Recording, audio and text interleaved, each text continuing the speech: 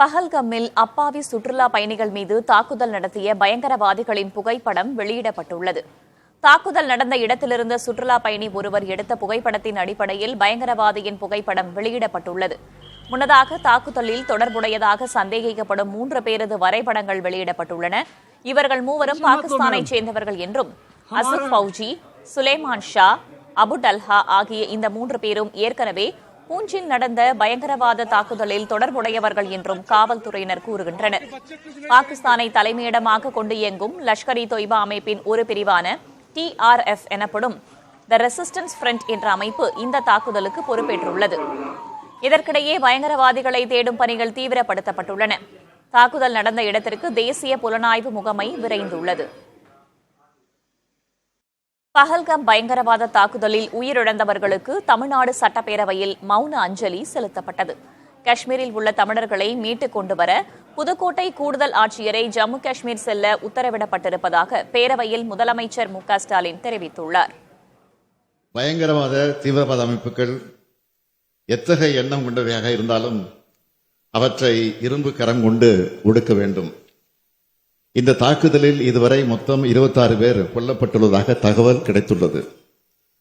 இந்த தாக்குதலில் தமிழ்நாட்டை சார்ந்த சிலரும் பாதிக்கப்பட்டுள்ளனர் என்ற தகவல் எனக்கு கிடைத்தவுடன் உடனடியாக டெல்லியில் உள்ள தமிழ்நாடு இல்லத்தில் 24 மணி நேரமும் செயல்படும் சிறப்பு உதவி மையம் தொடங்குவதற்கு உத்தரவிட்டிருக்கிறேன். இச்சம்பவம் குறித்து பொதுமக்கள் தொடர்பு கொண்டு விவரங்கள் அறிய தொலைபேசி எண்கள் அறிவிக்கப்பட்டுள்ளது. மேலும் டெல்லியில் உள்ள தமிழ்நாடு இல்ல உறவிட ஆணையரை இது தொடர்பான அனைத்து நடவடிக்கைகளையும் ஒருங்கிணைந்து செயல்பட உத்தரவிட்டேன். காஷ்மீர் மாநில அரசோடு இணைந்து பணியாற்றி இச்சம்பவத்தில் பாதிக்கப்பட்டுள்ள குடும்பங்களுக்கு உரிய உதவியை செய்யுமாறு உத்தரவிட்டிருக்கிறேன். புதுக்கோட்டை மாவட்டத்தில் பணியாற்றி வரும் கூடுதல் ஆட்சியரும் IAS அதிகாரியுமான அப்தாப் ரசூல் அவர்களை நேரடியாக ஜம்மு காஷ்மீர் அனந்தநாக் மாவட்டம் பஹல்காம் பகுதிக்கு சென்று ஒருங்கிணைப்பு பணிகளை உடனடியாக மேற்கொள்ளவும் தேவையான மருத்துவ வசதிகளை வழங்கவும் அறிவுறுத்தியுள்ளேன். இந்த தாக்குதலில் பாதிக்கப்பட்ட தமிழ்நாட்டை சார்ந்த சுற்றுலா பயணிகள் அனைவருக்கும் தேவையான சிகிச்சை வழங்கப்படுவதை உறுதி செய்து பத்திரமாக அழைத்து வர தமிழ்நாடு அரசு அனைத்து நடவடிக்கைகளையும் எடுத்து வருகிறது. காஷ்மீரில் நடந்துள்ள இந்த தாக்குதல் நம் அனைவரது மனசாட்சியும் உழுக்குவதாக அமைந்துள்ளது.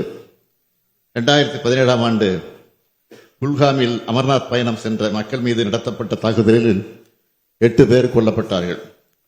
2019ஆம் ஆண்டு புல்வாமா தாக்குதலில் 40 CRPF வீரர்கள் படுகொலை செய்யப்பட்டார்கள். இதன் தொடர்ச்சியாக இந்த தாக்குதல் நடத்தப்பட்டுள்ளது. மனிதாபிமானமற்ற வகையில் அப்பாவி மக்கள் மீதான இதுபோன்ற தீவிர தாக்குதலுக்கு இந்திய மண்ணில், குறிப்பாக நமது இந்திய ஜனநாயகத்தில் அறவே இடமில்லை. இதனை கண்டிப்பதோடு நமது கடமை முடிந்துவிடவில்லை.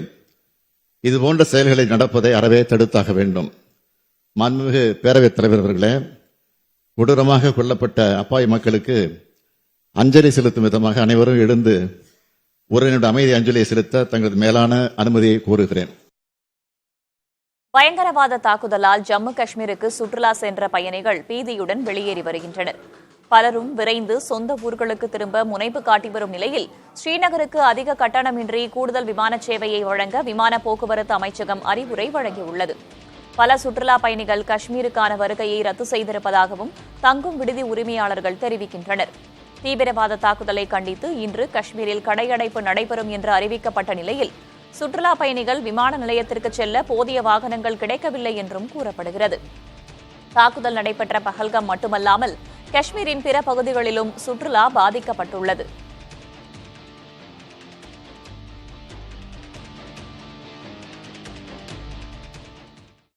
ஜம்மு காஷ்மீருக்கு சுற்றுலாவுக்காக சென்ற தமிழர்கள் சிலர் தாக்குதல் நடந்த இடத்தின் அருகே இருந்திருக்கின்றனர்.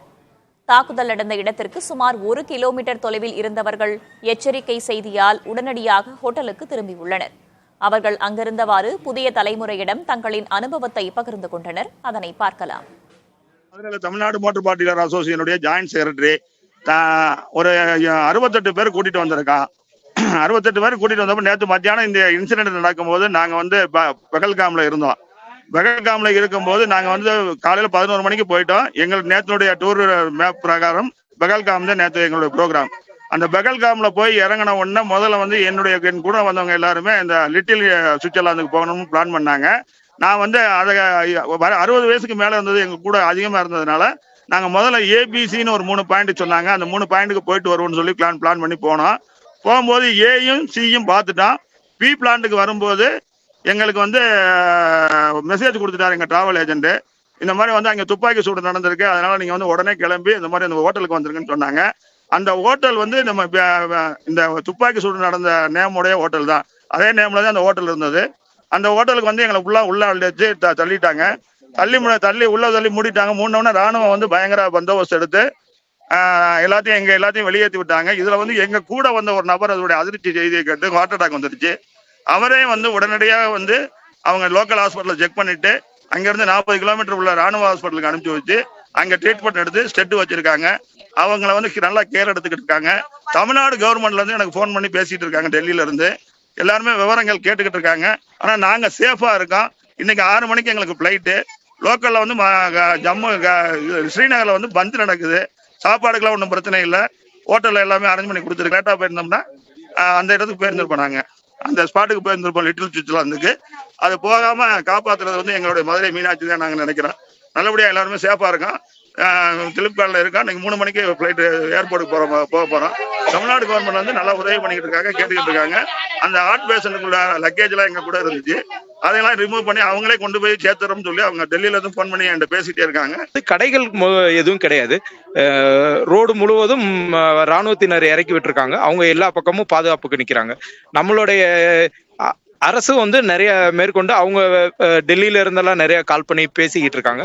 நாங்க அவங்கள கைட்லைன் பண்ணிக்கிட்டு இருக்காங்க. எங்களுக்கும் ஜம்மு காஷ்மீர் துயரச் சம்பவம் போன்று எதிர்காலத்தில் நடைபெறாமல் இருக்க மத்திய அரசு நடவடிக்கை எடுக்க வேண்டும் என்று தமிழக சட்டப்பேரவையில் முதலமைச்சர் மு க ஸ்டாலின் வலியுறுத்தினார். காஷ்மீரில் நடைபெற்றிருக்கக்கூடிய இந்த துயர சம்பவத்திற்காக இந்த அவையில் இருக்கக்கூடிய அனைத்து கட்சியினுடைய தலைவர்களும் உறுப்பினர்களும் தன்னுடைய வருத்தத்தையும் கண்டனத்தையும் தெரிவித்திருக்கிறார்கள்.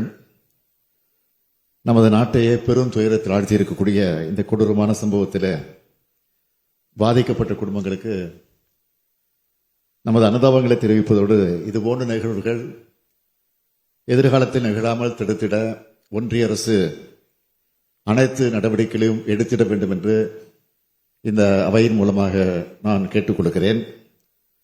அத்தகைய அனைத்து நடவடிக்கைகளும் எடுக்கிற நேரத்தில் தமிழ்நாடும் தமிழ்நாட்டு மக்களும் என்றைக்கும் துணை நிற்பார்கள் என்ற உறுதியை உங்கள் அனைவரின் சார்பில் தெரிவித்துக் கொள்கிறேன்.